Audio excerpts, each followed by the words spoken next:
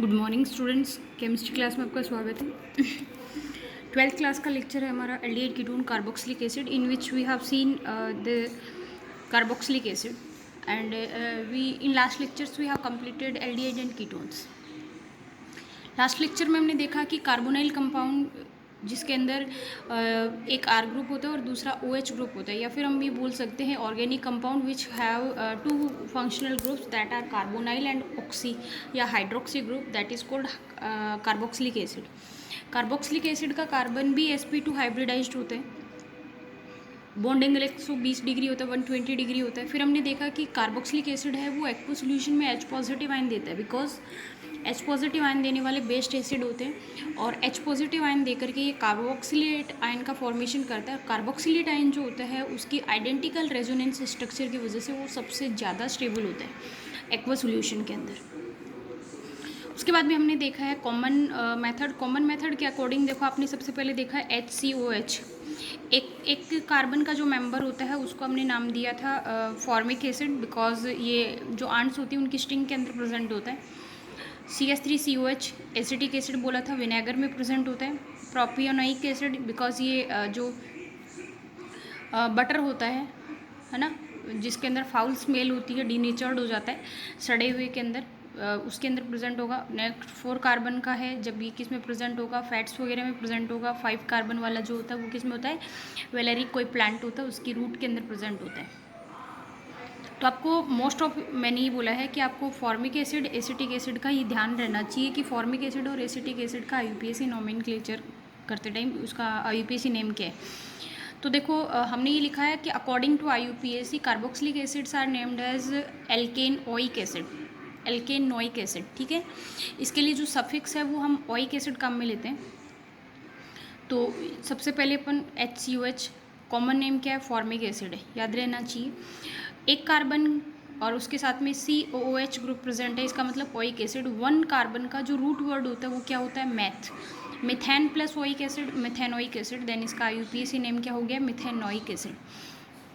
CH3COH। एक बात ये याद रखो कि जब भी हम IUPAC नोमेनक्लेचर करते हैं, if the functional group contains carbon that will be also count in the main carbon chain, कि जब भी किसी फंक्शनल ग्रुप के अंदर कार्बन प्रेजेंट होता है, लाइक कार्बोनाइल ग्रुप होता है, लाइक एस्टर है, लाइक एसिड है, इस तरीके से, तो जिसके अंदर कार्बन प्रेजेंट होता है जिस भी फंक्शनल ग्रुप में, उसका कार्बन जो होगा वो लॉन्ग चेन के अंदर काउंट होगा, गिना जाएगा वो उसके अंदर। तो यहाँ पे कितने कार्बन की चेन है, 2 कार्बन की है। एसिटिक एसिड इसका कॉमन नेम है, ethane plus oic acid, ethanoic acid. यहाँ पे 3 कार्बन्स की चेन प्रेजेंट है, देन हम उसको क्या बोलते हैं, प्रोपेनोइक या प्रोपियोनिक एसिड या फिर प्रोपेनोइक एसिड, एक ही बात है। नेक्स्ट जो है वो कितने की, 4 कार्बन की चेन है, उसके अंदर हम उसको क्या बोलते हैं, 4 कार्बन को बोलते हैं ब्यूटेन और oic acid, then butanoic acid. Next देखो, ये है कार्बन जिसके ऊपर 2-3 CH3 ग्रुप प्रेजेंट है। ये वैसे तो ये ग्रुप हो गया टर्सरी, है ना, टर्सरी ग्रुप हो गया। इस ग्रुप का पिवेलिक एसिड नाम होता है, याद रखो तो ठीक है, अदरवाइज कोई बात नहीं। पिवेलिक एसिड IUPAC नोमेनक्लेचर करते time first carbon, second carbon, third carbon, 3 carbon की चेन को हम प्रोपेन बोलते हैं। प्रोपेनोइक एसिड हो गया स्ट्रेट चेन का नाम। बच गए क्या, सेकंड कार्बन पे CH3 और CH3 ग्रुप, 2 सब्सटीट्यूएंट है, दोनों का नाम मिथाइल है, तो आप पोजीशन के साथ लिखेंगे 2-2, और दोनों ग्रुप सेम है इसलिए डाई मिथाइल, तो 2,2 डाई मिथाइल प्रोपियोनिक एसिड या प्रोपेनोइक एसिड। आई बात समझ, ठीक है ना। सबसे पहले हमने क्या किया है, कार्बन चेन के अंदर मेन कार्बन चेन को सिलेक्ट किया, उस टाइम फंक्शनल ग्रुप को फर्स्ट कार्बन दिया अगर उसके अंदर फंक्शनल ग्रुप प्रेजेंट है तो, सॉरी यहाँ पे कार्बोक्सिलिक एसिड को फर्स्ट, सेकंड, थर्ड, तो सेकंड पे भी मिथाइल, सेकंड पे भी मिथाइल, तो दोनों को एक साथ लिखने के लिए 2,2 डाईमिथाइल प्रोपेनोइक एसिड। ये 1, 2, 3, 4 कार्बन और 5 कार्बन कंटेनिंग कंपाउंड है। देखो, वेलेरिक एसिड हम बोल देते हैं जब 5 कार्बन का होता है।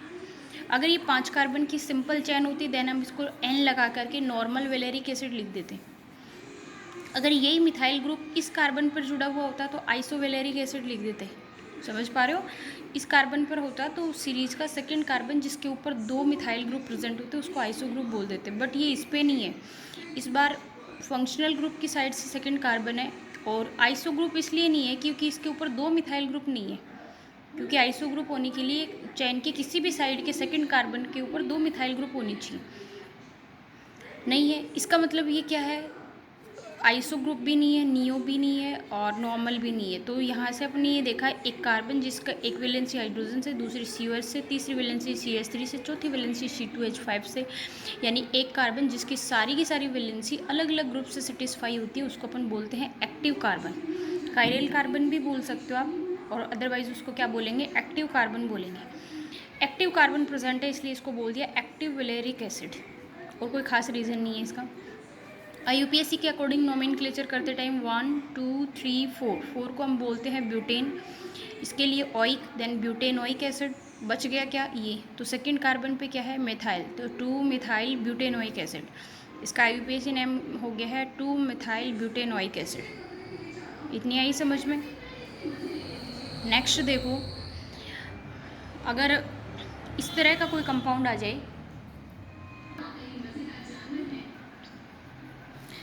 दो कार्बन की चेन है, दोनों के ऊपर क्या है, COOH COOH ग्रुप। देखो कॉमन नेम तो इसका होता है ऑक्जेलिक एसिड, ठीक है ना, कॉमन नेम तो होता है ऑक्जेलिक एसिड।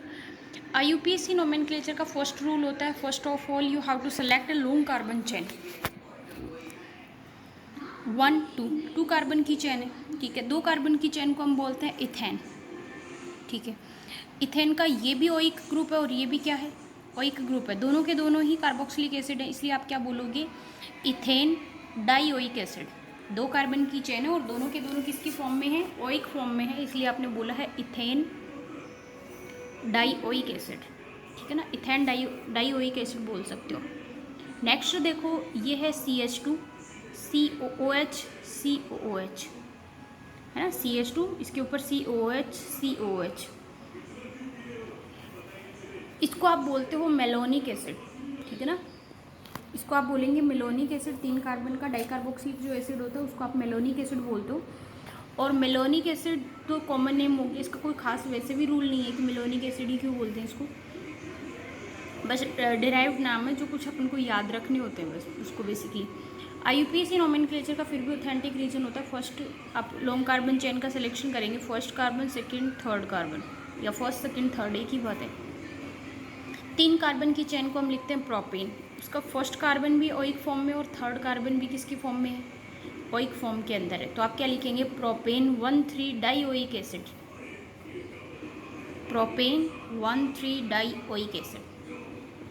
या फिर जो इसकी पोजीशन है वो वेल नोन है, तो अगर आप 1,3 नहीं भी लिखते हो तो भी चल जाएगा, प्रोपेन डाइओइक एसिड, ठीक है ना, प्रोपेन 1,3 डाइओइक एसिड सीधा भी लिख सकते हो इसको।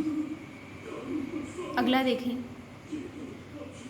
Citric acid. वैसे सिट्रिक एसिड किस में प्रेजेंट होता है, ये मेलोनिक एसिड किस में प्रेजेंट होता है, मेलोनिक एसिड प्रेजेंट होता है जो फ्रूट्स ये नहीं होते क्या, जैसे ब्रिंजल है, इसके अलावा अपना जो एप्पल है ना, जो काटते ही मेल के हो जाए, है ना, कॉमन सी बात है, काटते ही मेल के हो जाए, यानी जिसमें आयरन कंटेंट ज़्यादा होता है उसके अंदर मेलोनिक एसिड प्रेजेंट होता है। वैसे जो एप्पल होता है ना उसके अंदर सबसे ज़्यादा एस्कॉर्बिक एसिड होता है।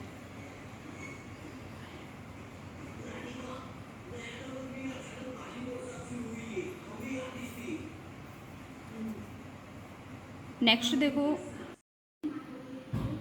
अब देखो सिट्रिक एसिड है, उसका नाम देखिए आप, सिट्रिक एसिड किस पे होता है, लेमन में प्रेजेंट होता है, तो इसका नोमेनक्लेचर करते टाइम हम कैसे करेंगे, first carbon second third fourth fifth, ऐसा अगर करते हैं देन तो हमारे पास ये बीच वाला कार्बोक्सिलिक एसिड ग्रुप नहीं आ पाएगा काउंटिंग में, और जबकि इनकी तीनों की प्रेफरेंस क्या है, इक्वल है।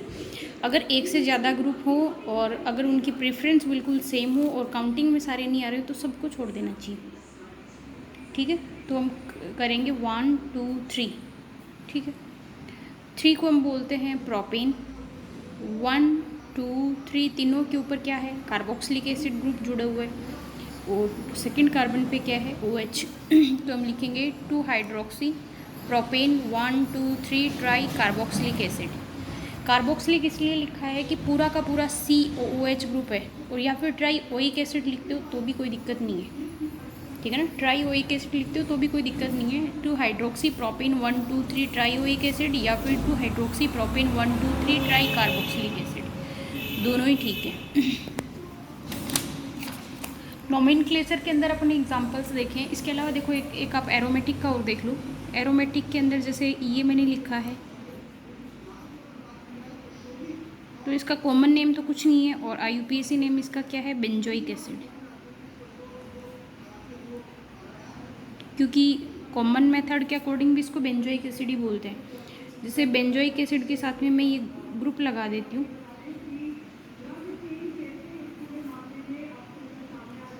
ये लो, तो कॉमन मेथड के अकॉर्डिंग तो इसका नाम हो जाएगा मेटा नाइट्रो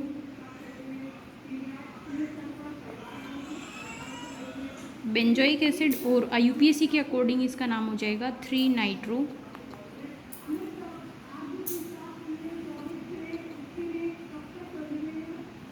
बेंजोइक एसिड, क्योंकि पोजीशन यही लेनी है 1 2 3, तो 3 पे नाइट्रो है, और उसके हिसाब से अगर आप लोगे तो उसकी पोजीशन क्या हो जाएगी, मेटा पोजीशन है, ये ऑर्थो होती है, मेटा होती है, और ये क्या होती है, पैरा पोजीशन होती है।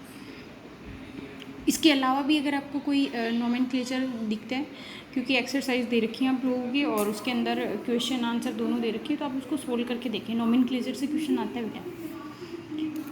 आगे देखिए इसके methods of preparation. Methods of preparation में पहली आती है from primary alcohol and aldehydes.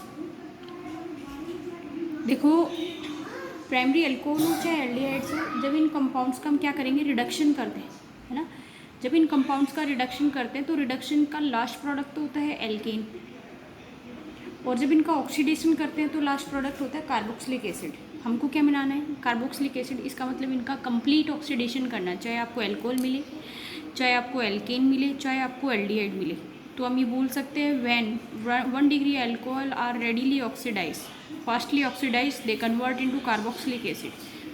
In this reaction is occurs in presence of this reaction occurs in presence of alkaline KMnO4 यानी basic KMnO4, K2Cr2O7 acidic K2Cr2O7 होता है, या फिर इसकी जगह पे एक जोन्स रिएजेंट काम में लिया जाता है। पूछा जाता है जोन्स रिएजेंट क्या है, जोन्स रिएजेंट हम किसको बोलते हैं, CrO3 + H2SO4, है ना।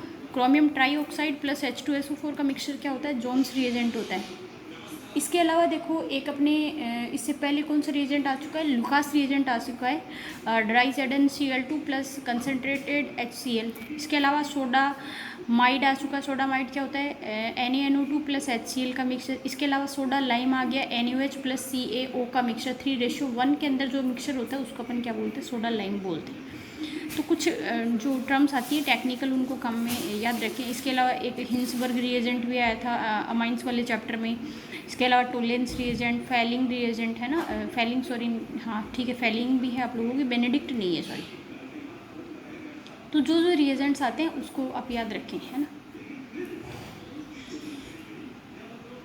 तो ऑक्सीडेशन से चाहे वो 1 डिग्री अल्कोहल हो, 1 डिग्री अल्कोहल को ऑक्सीडाइज करते हैं स्टेप बाय स्टेप, तो वो किस में कन्वर्ट होता है, एल्डिहाइड में, और एल्डिहाइड को देन ऑक्सीडाइज करते हैं तो किस में बनता है, कार्बोक्सिलिक एसिड में। ये होता है step by step oxidation, alcohol, alcohol से एल्डिहाइड, एल्डिहाइड से कार्बोक्सिलिक एसिड, 2 स्टेप है हमारे पास। चाहे आप अल्कोहल से लेकर के स्ट्रॉन्ग ऑक्सीडाइजिंग एजेंट ले लो, स्ट्रॉन्ग ऑक्सीडाइजिंग एजेंट की जगह हम पोटेशियम परमैंगनेट और पोटेशियम डाइक्रोमेट काम में लेते हैं। परमैंगनेट सोल्यूशन बेसिक मीडियम में अच्छे से काम करता है, और डाइक्रोमेट सोल्यूशन एसिडिक मीडियम में अच्छे से काम करता है, ठीक है। तो दोनों ही कंडीशन में, जैसे ये ये क्या है, Cr2O3 प्लस H2SO4, जिसको क्या बोलते हैं अपन, जोन्स रिएजेंट बोलते हैं। तो जोन्स रिएजेंट की प्रेजेंस में करवाओ या फिर KMnO4 के प्रेजेंस में करवाओ, दोनों ही कंडीशन के अंदर अल्कोहल किसके अंदर कन्वर्ट हो जाएगा, कार्बोक्सिलिक एसिड के अंदर।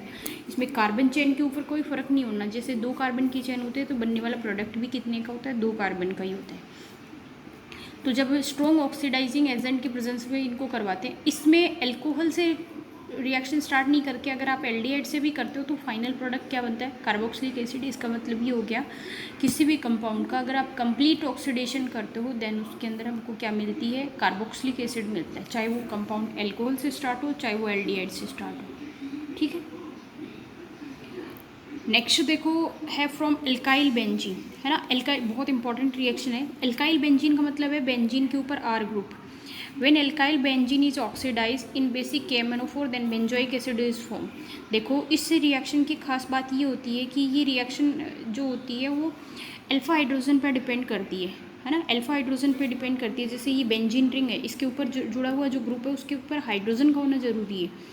इसका मतलब इसके ऊपर एक हाइड्रोजन रिप्लेस करके CH3 ग्रुप लगाएं तो भी देगा, 2 लगाएं तो भी देगा, लेकिन अगर टर्सरी ग्रुप ऐड कर दें तो ये रिएक्शन नहीं देगा। सबसे पहली बात तो है this reaction occurs due to presence of alpha hydrogen या एक्टिव हाइड्रोजन। कि ये रिएक्शन अल्फा हाइड्रोजन या एक्टिव हाइड्रोजन की वजह से होती है। अगर किसी अल्काइल ग्रुप के अंदर टर्सरी अल्काइल ग्रुप नहीं देते, 1 डिग्री और 2 degree primary secondary alkyl group ये रिएक्शन देते हैं। दूसरी बात, ये रिएक्शन जो होती है बेंजीन से डायरेक्टली अटैच जो अल्फा कार्बन होता है उसी तक होती है। इसमें फाइनल प्रोडक्ट हमेशा बेंजोइक एसिड होता है, क्योंकि अल्फा कार्बन के आगे की जो चेन होती है उसके ऊपर इसका कोई फंक्शन नहीं होता। ठीक है, फिर इसके अंदर देखो substituted alkenes are oxidise in carboxylic acid, here 1 degree and 2 degree alkyl group oxidise and oxidation occurs at the alpha carbon only. कि इस रिएक्शन के अंदर सिर्फ और सिर्फ पहले कार्बन पे ऑक्सीडेशन होता है, उसके बाद की चेन का कुछ नहीं होता। देखो आपने लिखा है टोलुइन या फिर मिथाइल बेंजीन बोल सकते हो। जब मिथाइल बेंजीन की रिएक्शन बेसिक KMnO4 के अंदर करवाइए, जिसको आप हॉट KMnO4 भी बोल सकते हो, इसकी प्रेजेंस में करवाने पर ये पोटेशियम सॉल्ट के अंदर कन्वर्ट हो गया, है ना, potassium salt of benzoic acid. Then इसको अगर आप हाइड्रोलाइज करोगे तो बेंजोइक एसिड में कन्वर्ट होता है। ठीक है ना, एसिडिफाई किया सोल्यूशन को, देन हाइड्रोलाइज किया है, देन आप इसको बोल सकते हो कि ये बेंजोइक एसिड के अंदर कन्वर्ट हो गया है। सेकंड देखो, अगर आपने इस रिएक्शन के अंदर देखो बेंजीन है और बेंजीन के ऊपर आपने कितने कार्बन की चेन लिए, 3 कार्बन की चेन लिए, है ना, प्रोपाइल बेंजीन है, KMnO4 KOH यानी बेसिक KMnO4 या हॉट KMnO4 लिया है। इसके साथ में जब इसको ऑक्सीडाइज करवाते हो देन सेम सॉल्ट बनता है, potassium salt of benzoic acid.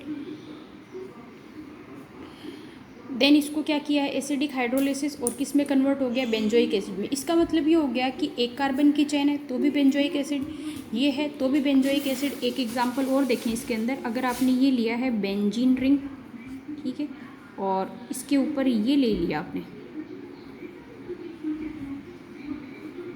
और फिर इसकी रिएक्शन आपने करवाई है KMnO4 oblique OH minus, basic KMnO4 से करवाइए, नो रिएक्शन अकर्स।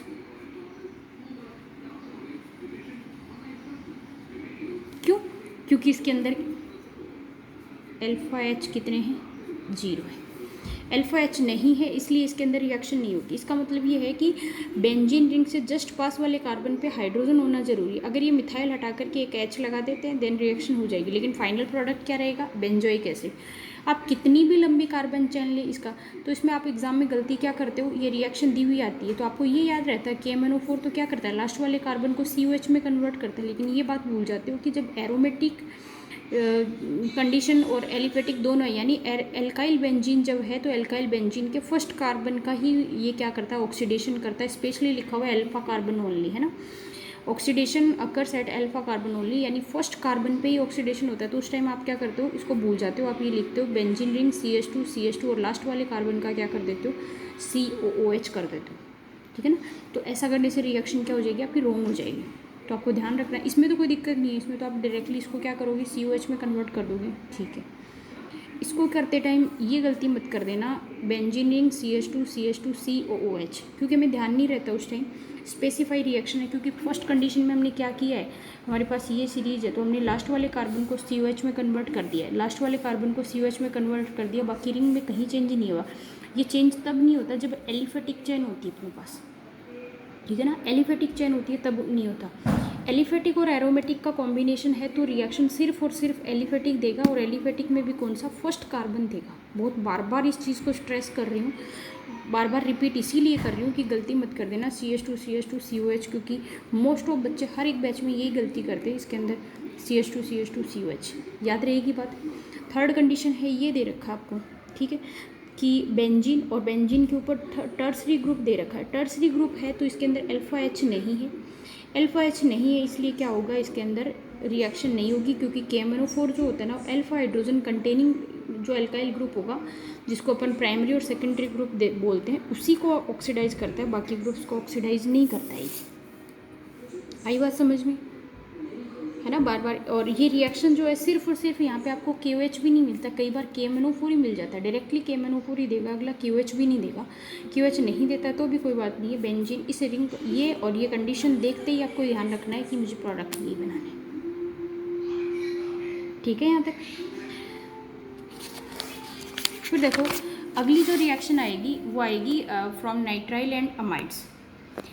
सबसे पहली बात, ये रिएक्शन बाद में देखेंगे, अगले लेक्चर में देखेंगे, पर सबसे पहले तो मैं ये पूछना चाह रही हूँ कि नाइट्राइल किसको बोलते हैं।